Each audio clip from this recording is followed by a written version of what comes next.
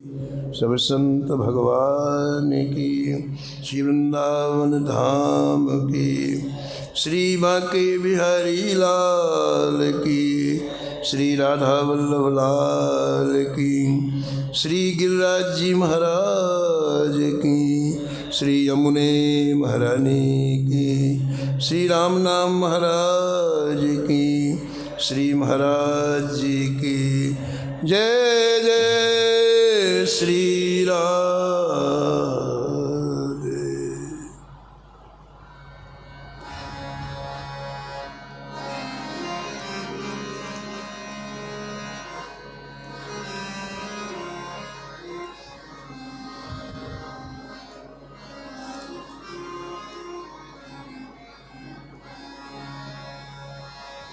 कलि कुटिल जीव निस्तार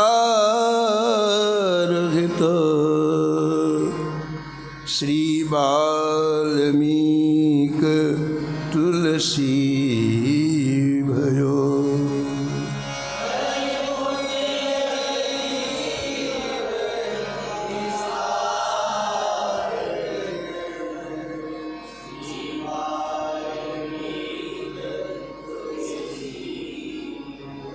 त्रेता काब निबंधु करी, सतकोटि रामायण।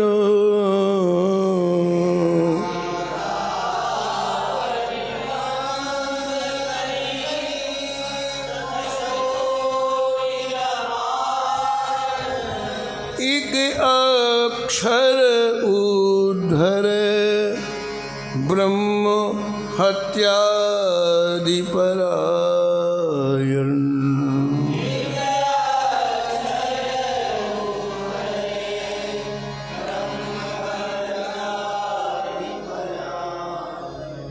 अब भक्तन सुख देन, बहुर लीला विस्तारी।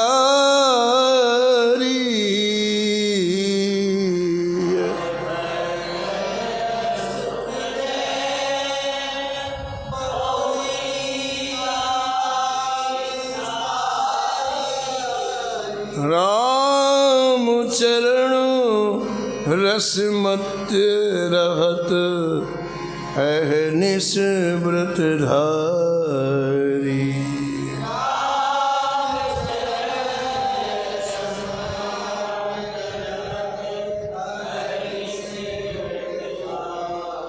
संसार अपार के पार को, संसार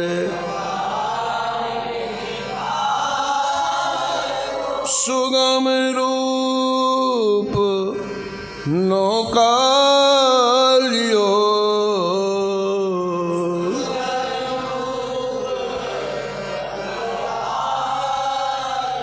कलि कुटिल जीव निस्तार हित,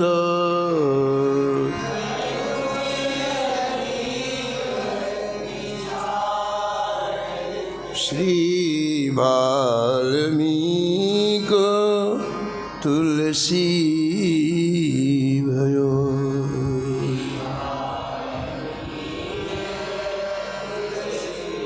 श्री वाल्मीक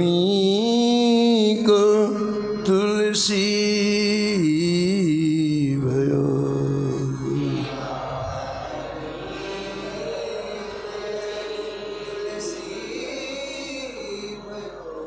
कलि पावन अवतार संत शिरोमणि श्री भक्तमाल के सुमेरु अनंत श्री विश्व गोस्वामी तुलसीदास जी महाराज का परम पावन स्मरण इस सप्ताह में श्री नाभा गोस्वामी जी ने किया है।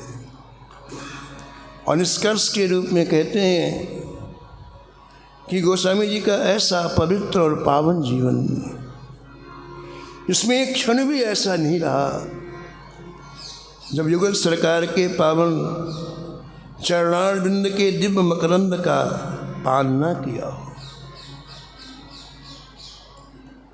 उस रस में इतने उन्मत्त रहते आप कि शरीर का वाह ज्ञान ही आपको नहीं रहता है।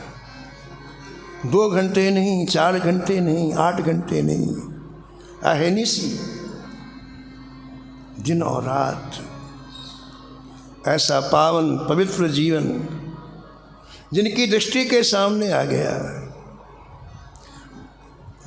जिन्होंने इनका दर्शन किया या इन्होंने जिनको अपनी दृष्टि से निहार दिया, वो दोनों के दोनों ही परम धाम के अधिकारी बन गए।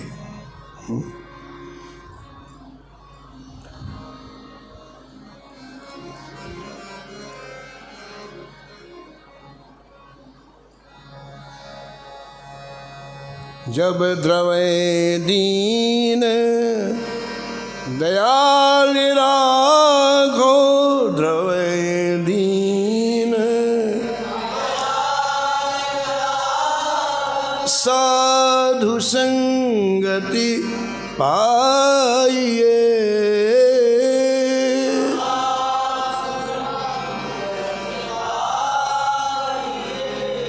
इस भयंकर भवाटवी से जब जीव को निकालना होता है तो करुणा में युगल सरकार किसी संत की सन्निधि देते हैं। जब द्रवै दीन दयाल राघो, द्रवै दीन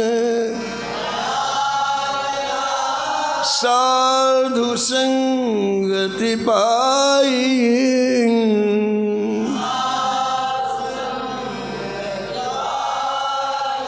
जेहि दरस परस समागमादिको, दरस परस पाप राशि नसाइए।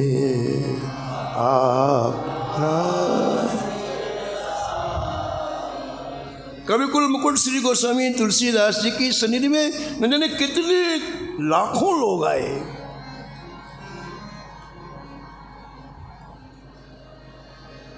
इन महापुरुषों का जीवन बड़ा ही दिव्य होता है। इनका हर पल हर क्षण केवल परहित के लिए, परोपकार के लिए। इस सृष्टि में केवल 2 ही ऐसे हैं जो अकारण करुणा करते हैं, बिना हेतु के कृपा करते हैं। एक तो श्री ठाकुर जी जानकी वल्लभ लाल जी, और एक उनके प्यारे दुलारे संत। तीसरा कोई है ही नहीं है।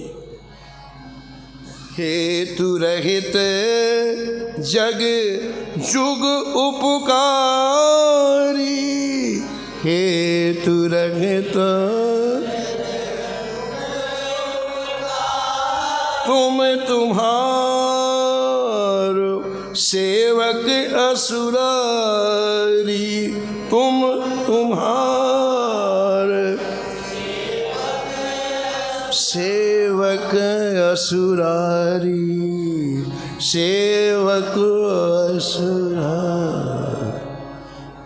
इसलिए जितने संत यहाँ विराजते हैं इस भूमंडल में, वो सब के सब श्री ठाकुर जी के नित्य धाम से आए हुए हैं। उनका कोई प्रारब्ध नहीं है। जैसे सामान्य व्यक्ति अपने प्रारब्ध के वशीभूत यहाँ आता है, संतों का कोई प्रारब्ध नहीं। ये मात्र जीवन के ऊपर करुणा करने के लिए आए। इसलिए जब से जन्म लेते हैं तब से जीवों का हित करना प्रारंभ कर देते हैं, परम हित है। और जब श्री ठाकुर जी सूचना देते हैं कि अब हमको तुम्हारे बिना अच्छा नहीं लगता, हमारे धाम में आ जाओ, तो यहाँ से चले जाते हैं। वो स्वामी तुलसीदास जी महाराज करीब 126 वर्ष तक इस धराधाम में रहे और ठाकुर जी ने वहाँ से बुलावा भेज दिया।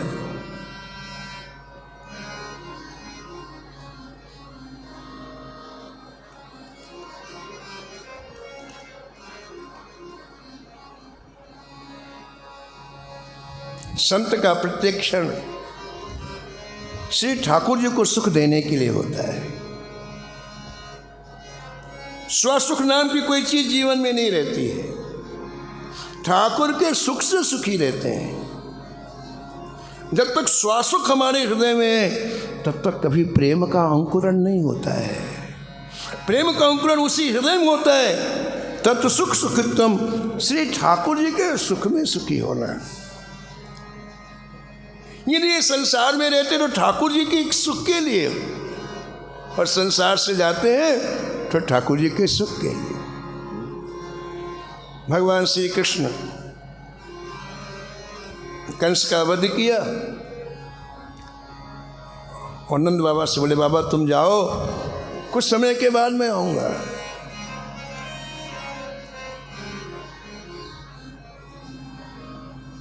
समझा बुझा करके नंद बाबा को भेजा।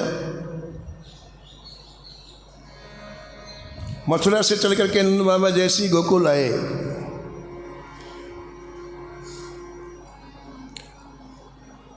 यशोदा जी दौड़ करके आई,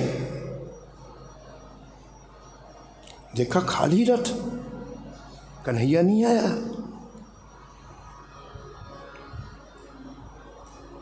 नंद बाबा से पूछा, कन्हैया कहाँ है? नंद बाबा ने कहा कि महर, कन्हैया मथुरा से नहीं है। तो तुम क्यों आ गए? जब कन्हैया नहीं है तो तुम क्यों आ गए? प्राणनाथ, मैंने सुना है राम कथा में कि श्री राम जी के बन जाते दशरथ जी ने प्राण छोड़ दिए। तुम कितने कठोर हृदय हो कि कन्हैया को छोड़ के आ गए और जीवित आ गए। यशोदा कोई सामान्य स्त्री नहीं, महान पतिव्रता है, लेकिन प्रियता देखो ठाकुर जी के चरणों में कितनी महान है। मैंने सुना है संतों से कि जैसे दशरथ जी ने सुना कि राम वन से वापस नहीं आएंगे, उन्हें प्राण छोड़ दिए। बंदौ अवध भुआल सत्य प्रेम यही राम पद, बंदौ अवध भुआल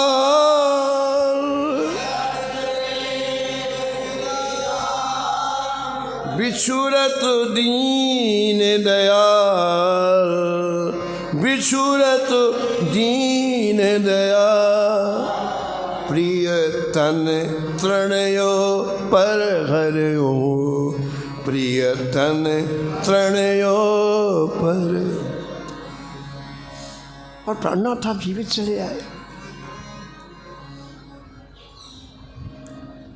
नंद बाबा तो बेहोश ही आए थे रथ में, और झकझोर के यशोदा ने जब उठाया तो नंद बाबा ने कहा, प्रिय,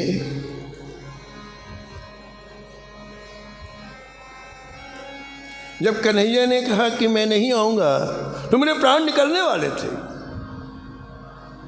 मैं जीवित बिल्कुल तुम्हारे पास नहीं आता, मेरी लाश ही आती। कन्हैया ने जैसे कहा कि मैं नहीं आऊंगा तो मेरे प्राण कंठगत आ गए। तो कन्हैया ने कहा, बाबा बाबा मैं यहां का काम करके मैं आऊंगा। इतना सुनते ही मेरे मन में आया कि कन्हैया जब गोकुल आएगा और मुझे नहीं पाएगा तो कितना दुख होगा इसे। गोकुल में जब मुझे कितना दुख होगा। अरे महर, मैंने इसीलिए प्राण रोक रखे कि कन्हैया को दुख ना हो, लेकिन तो उसी समय मेरे प्राण निकल जाते। भक्त का जीना, भक्त का मरना केवल ठाकुर, उसका अपना निज सुख कोई है ही नहीं है, श्री ठाकुर के लिए। इसलिए जितने संत इस धराधाम में आते, जब तक ठाकुर जी की इच्छा रही तब तक यहाँ रहते हैं, और जब वो बुलाते हैं तो ठाकुर जी के धाम में चले जाते हैं। लेकिन यहाँ एक एक पल, एक एक क्षण उनका श्री ठाकुर जी की इस दिव्य बगिया को हरा भरा करने में व्यतीत होता है। ये संसार श्री ठाकुर जी की दिव्य बगिया है, बगीचा है। ये संत माली बन करके आते हैं, पौधों को काटते भी हैं, छांटते भी हैं, खाद भी देते हैं, जल भी देते हैं। और कभी कभी ठाकुर जब विहार करने अपनी बगिया में आए तो हरी भरी फुलवारी हो।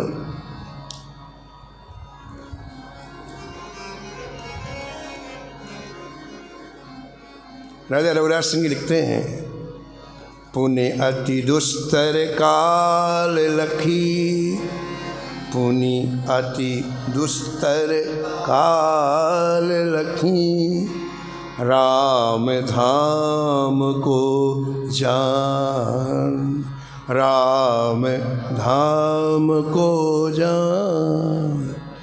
तुलसीदास विचार किया,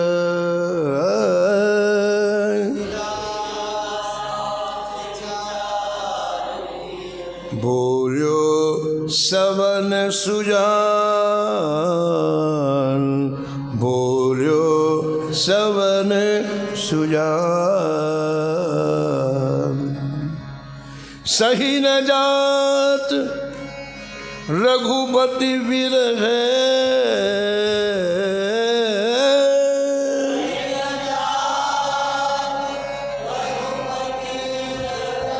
सही न जात रघुपति विरह,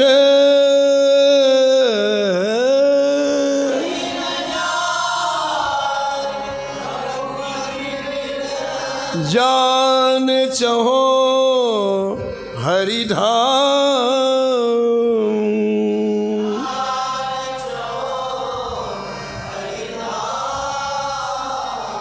यह सुन के अति व्यथित भे,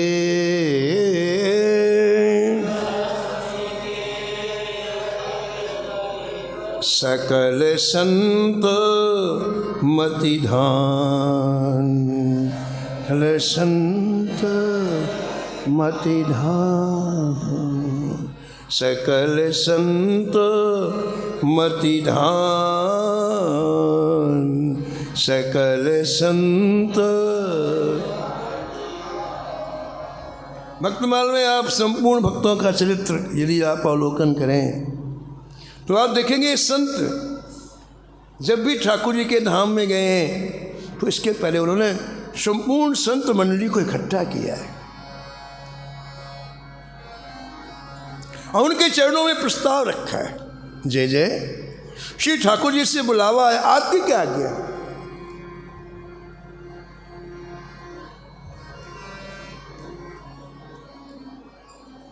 यही बात कबीर जी के साथ हुई।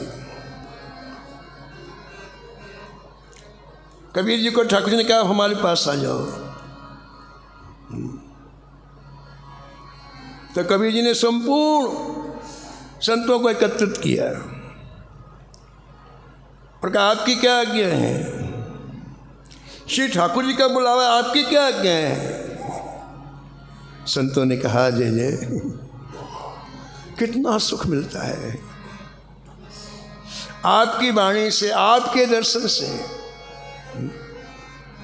हृदय के कपाट खुल जाते हैं।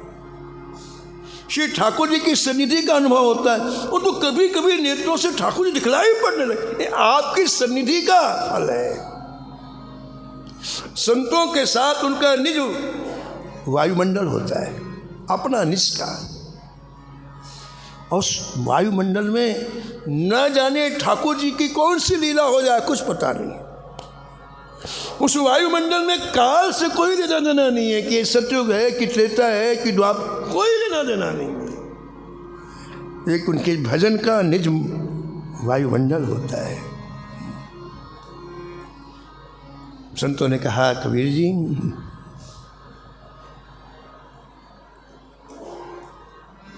आपका दर्शन नहीं होगा तो हमारी बहुत बड़ी निधि चली जाएगी। लेकिन हम सबका कर्तव्य का पालन, सबका यही कर्तव्य है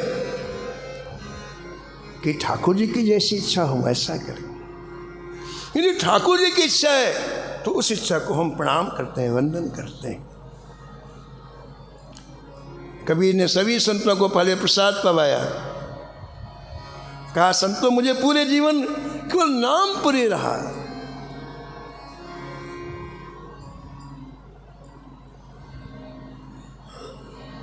मैं चाहता हूं कि वही नाम आपके मुख से निरंतर निकले और मैं ठाकुर के धाम में जाऊं।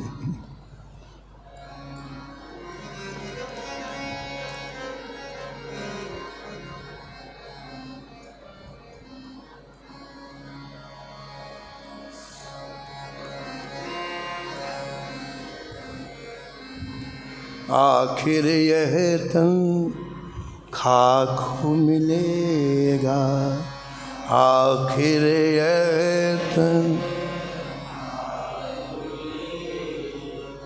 काहे फिरत मगरूरी में,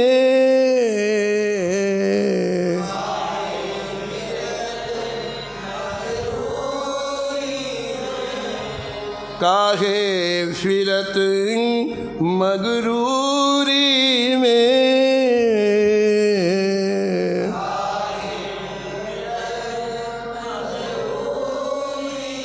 कहत कबीर सुनो भई साधो, कहत कबीर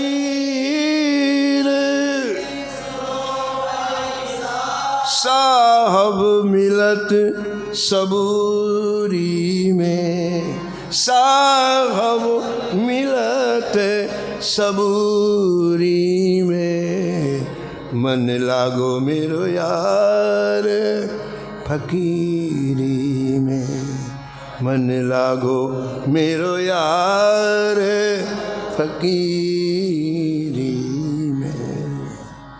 हरिनाम संकीर्तन हुआ, कबीर जी चद्दर ओढ़ के सो गए। थोड़ी देर के बाद संतों ने चद्दर हटाई, वहां कबीर का शरीर नहीं, पुष्पों का ढेर। ये जितने संत हैं,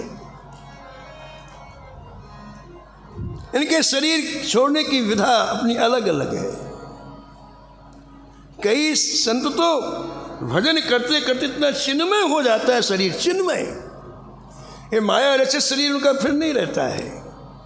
छिटि जल पावक गगन समीरा, पंच रचित यह अधम, ये नहीं होता उनका। महाराज नाम का पुट पीते पीते ये शरीर सच्चिदानंदमय हो जाता है, दिव्य हो जाता है। इसलिए कई संतों ने सशरीर ठाकुर जी के धाम में गमन किया। श्री चैतन्य महाप्रभु जी ने सशरीर श्री जगन्नाथ जी के श्री विग्रह में अपने को लीन कर दिया। श्री मीरा जी ने सशरीर श्री रणछोड़ राय जी के विग्रह में अपने आप को लीन कर दिया। श्री तुकाराम जी, संत तुकाराम जी सशरीर श्री ठाकुर जी के धाम में गए। ये क्या है?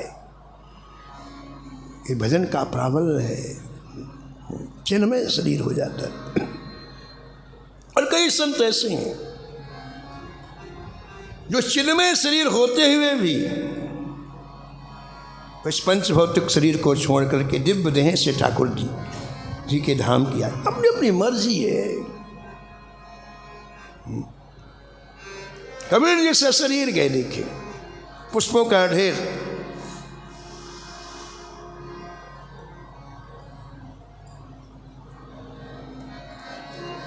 झीनी झीनी झीनी रे चदरिया, झीनी झीनी झीनी झीनी झीनी रे चदरिया, झीनी झीनी। दास कबीर जतन से ओढ़ी,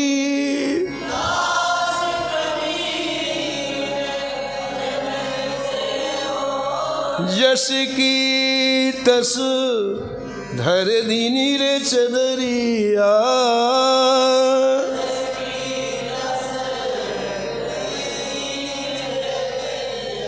झीनी झीनी झीनी रे चदरिया।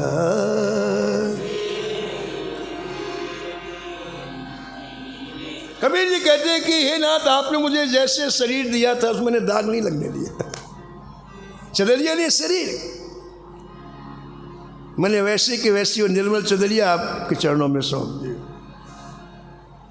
अंतिम बयान संतों का बड़ा अद्भुत होता है।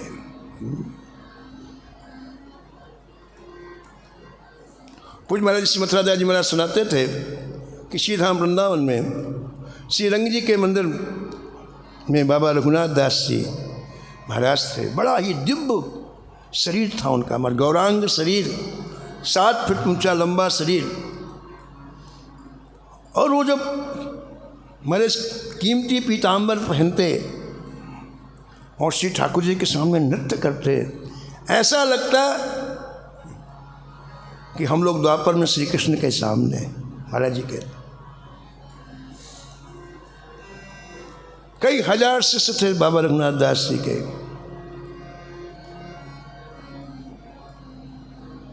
श्रीमद् भागवत की आप अद्भुत कथा करते और प्रतिदिन श्री ठाकुर जी के सामने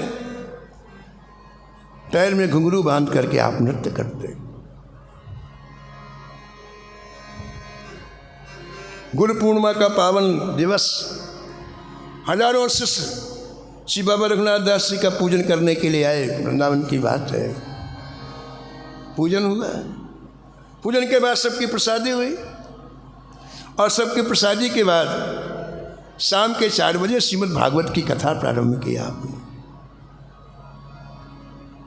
कथा में मंगलाचरण किया, व्यासासन पर विराजमान होके सभी खचाखच भरे हुए हैं।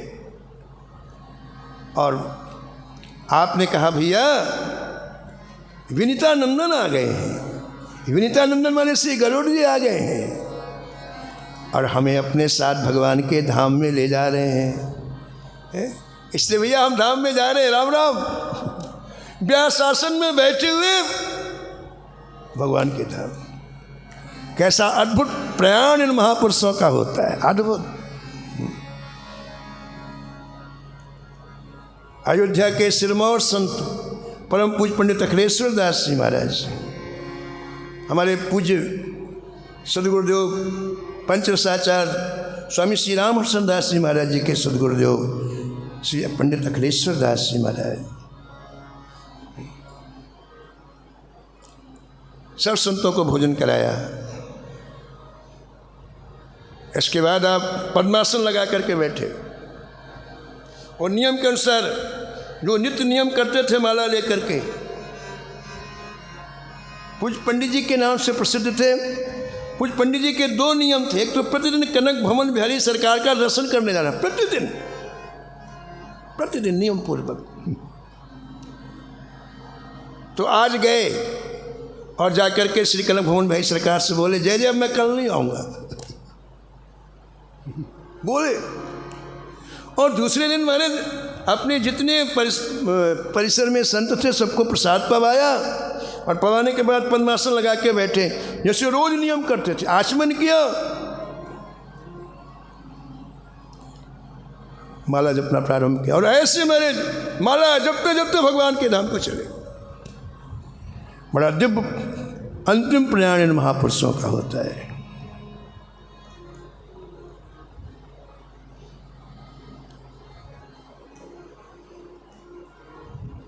श्री ध्रुव जी महाराज अलकनंदा जी के किनारे भजन कर रहे हैं। आकाश में दिव्य प्रकाश हुआ, एक दिव्य विमान आकाश में दिखलाई पड़ा। ध्रुव जी ने दृष्टि डाली तो उसमें 2 दिव्य पार्षद नंद और सुनंद चतुर्भुज दिव्य आभूषण पहने हुए ध्रुव जी की तरफ आ रहे हैं। विमान से ध्रुव जी की तरफ आ रहे हैं। विमान पृथ्वी से करीब 4 फीट ऊंचे खड़ा हो गया। नंद और सुनंद विमान से बाहर आए। ध्रुव जी से कहा ध्रुव जी श्री ठाकुर जी ने आपके लिए दिव्य विमान भेजा है, कृपया आप पधारें और चलें। ध्रुव जी ने कहा भगवान मैं यहाँ संतों की सन्निधि में भजन कर रहा हूँ। अलकनंदा जी के किनारे हजारों संत महाराज। तज हरि भजन काज नहीं दूजा, बस केवल ठाकुर जी का भजन, केवल ठाकुर। ध्रुव जी कहते हैं मैं इनकी सन्निधि में मैं भजन कर रहा हूँ तो मुझे क्षमा करें, मैं पहले इन संतों से आज्ञा लूँगा। संत कहेंगे तो मैं आपके साथ जाऊँगा, नहीं तो मैं नहीं जाऊँगा।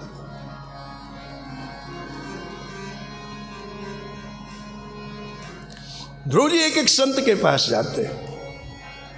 जय जय श्री ठाकुर जी के हाथ से बुलावा, आपकी क्या आज्ञा है? संत कहते हैं ध्रुव जी आपके स्थान की कोई पूर्ति नहीं कर पाएगा। एक रस होता है। भक्ति सामने सिंधु में लिखा है कि सजाती वैष्णव का संग हमारी भक्ति को तीव्र बनाता है। एक रस होता है। आपके स्थान की कोई पूर्ति नहीं कर पाएगा, लेकिन प्रभु की आज्ञा में ही हम सबकी इच्छा है। प्रभु जैसी आज्ञा ने हमें वैसा करना चाहिए। एक संत के पास कहें ध्रुव जी, सभी संतों का एक मत, प्रभु की आज्ञा में ही हमारा सब कुछ है। तो प्रणाम करके ध्रुव जी आए विमान के पास, तो काल आया। काल ने विचार किया कि बिना मेरे स्पर्श किए कोई यहाँ पृथ्वी मृत्यु लोक से जाता ही नहीं है, ये कैसे चले जाएंगे विमान में चढ़ के। तो काल के अंदर कपट था, ऊपर से उसने दैन्यता प्रकट की।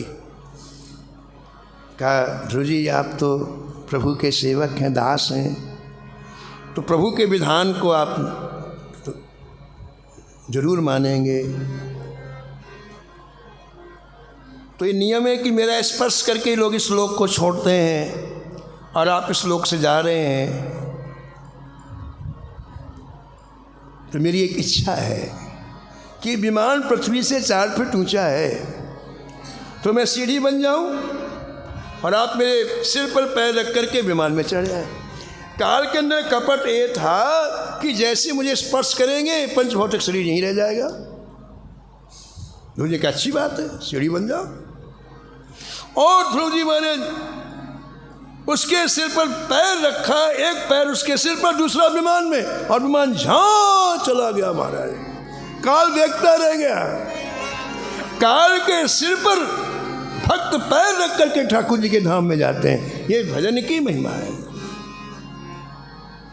भजन प्रभाव वेद बहु भाखा, भजन प्रभाव वेद बहु भाखा, भजन प्रभाव वेद बहु भाखा। संतों के समूह में गोस्वामी तुलसीदास जी ने जब ये कहा कि मैं श्री ठाकुर जी के विरह को अब सहन नहीं कर पा रहा हूँ, अब निरंतर श्री ठाकुर जी के धाम में उनकी सन्निधि में मैं रहना चाहता हूँ। संतो विरह बहुत ज़्यादा तीव्र हो चुका है।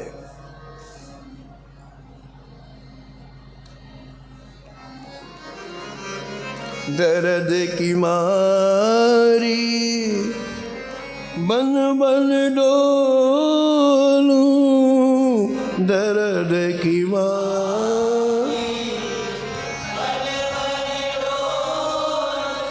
दर्द न जाने को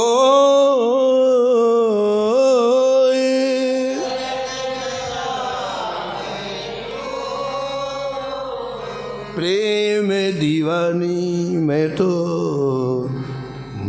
न जान तेरी, मैं तो प्रेम दीवानी मेरो दर्द न जाने को। सूली ऊपर सेज पिया की, सूली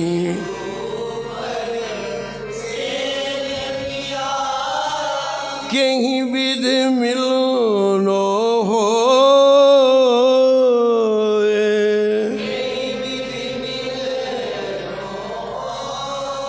मीरा की जब पीर मिटेगी,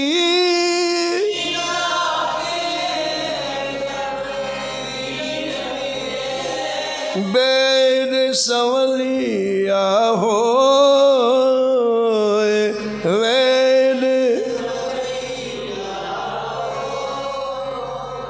दर्द न जाने को। दर्द न जाने को। सब संतों ने हाथ जोड़ के कहा, महाराज हम नेत्रपति आपका सत्संग करते थे, आपके जाने के बाद हमारे मन को कौन संभालेगा? शरीर को संभालने वाले तो लाखों हैं, लेकिन मन को तो केवल संत ही संभालते हैं। हमारे मन को कौन संभालेगा? गोस्वामी जी ने कहा, भैया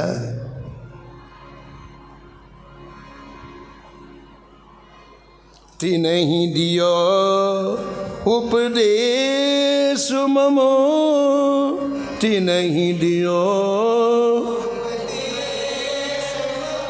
ग्रंथ वेद मर्याद, ग्रंथ वेद रामायण गीतावली, रामायण गीता विनय पत्रिका आदि, विनय पत्रिका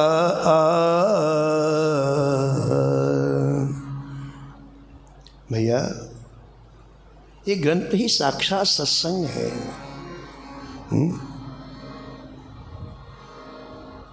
रामचरितमानस सत्संग है, गीतावली सत्संग है, विनय पत्रिका सत्संग है। इसलिए इनको सुनो, इनको मनन करो। तिन्हि सुनहु समझऊ सुरुचि, तिन्हि सुनहु समझऊ चलहु ग्रंथ अनुसार, अंत समय हट मिलेंगे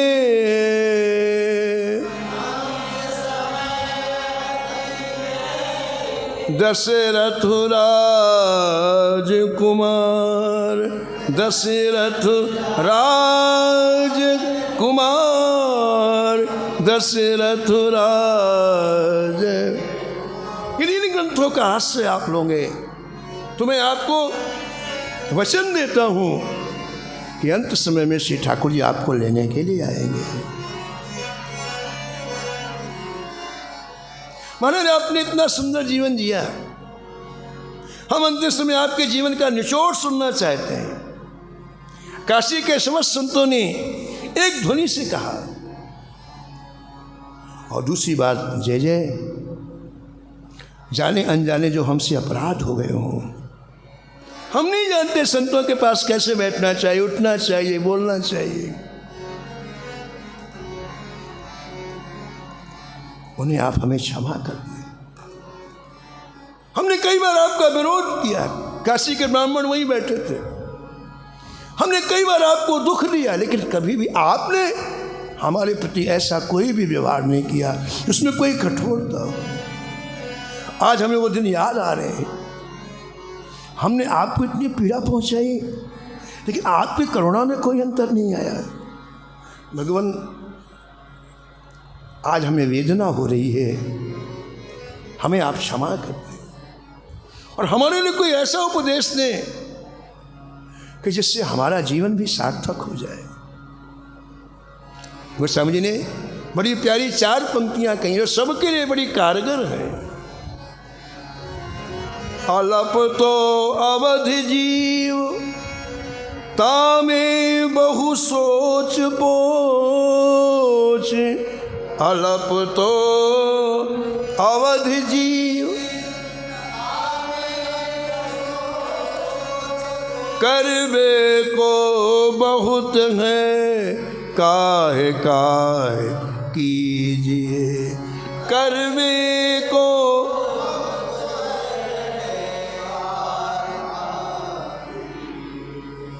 पारना पुराण हूँ को पारना, वेद को अंत नहीं, वाणी तो अनेक चित कहाँ कहाँ दीजिए।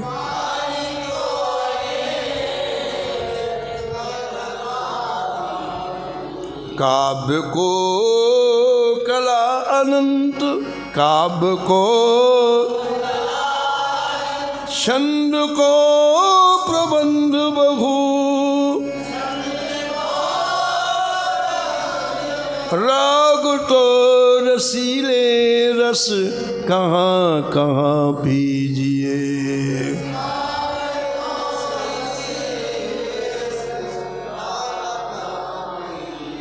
लाखन में एक बात, लाखन में तुलसी बताए जात,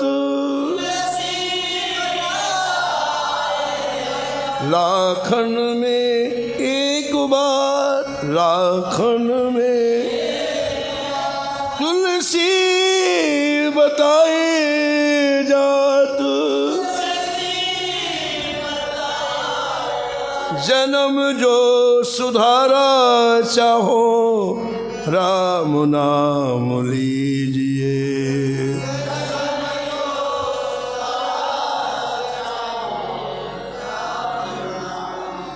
जन्म जो सुधारा चाहो राम नाम लीजिए, राम नाम लीजिए, राम नाम ली। ऐसा कह करके गोस्वामी तुलसीदास जी मौन हो गए। अस कही सहज ही आएगे, असी वरुण के तीर, नयन मूद तन अचल किया, भई संतन की भीड़, भई संतन की। ये बात कहने के बाद गोस्वामी जी नेत्र बंद कर दिए। कहते प्रकृति में बहुत बड़ा परिवर्तन हुआ उस समय। बजे नगारे गगन में,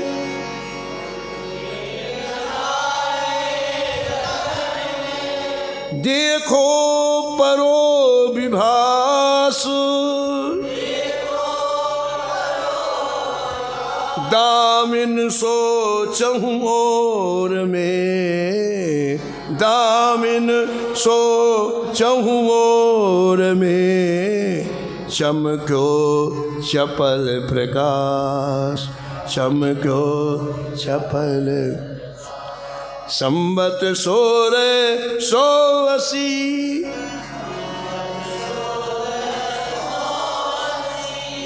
असी वरुण के तीर, श्रावण शुक्ला सप्तमी, श्रावण तुलसी तजो शरीर, तुलसी तजो शरीर, तुलसी तजो शरीर। ऐसे भक्त शिरोमणि कवि कुलभूषण लोकनायक कवि पावनावतार श्रीमद् गोस्वामी तुलसीदास जी के चरणों में हम सभी कोटि कोटि नमस्कार करते हैं, प्रणाम करते हैं, वंदन करते हैं। दो पंक्तियाँ किसी कवि की जिन्होंने श्री गोस्वामी जी के चरणों में अपना भाव अर्पित किया है, उसे सुनकर के वाणी को विराम। जिनके पग में पनही न होती, जिनके पग में पनही न हो, उन हाथ न मांगे चढ़ाए दिए,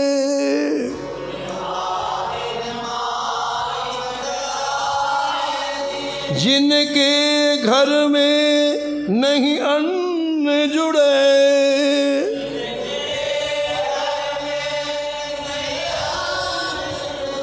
उन्हें 56 भोग जिमाए दिए, उन्हें 56 तुलसी शतकोटि प्रणाम तुम्हें।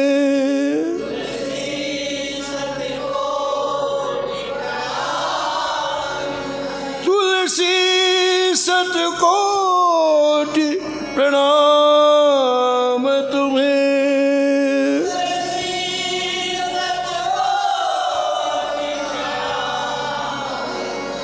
ऐसी कविताएं बनाए दिए, ऐसी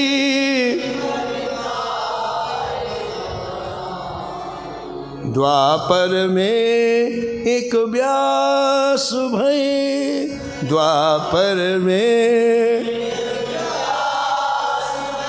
कलिकोटिन व्यास बनाए दिए।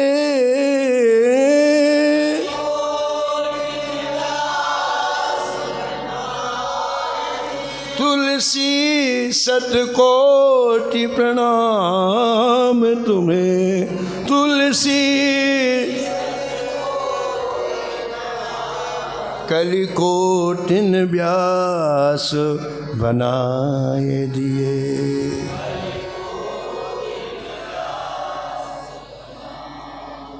गोस्वामी तुलसीदास जी महाराज की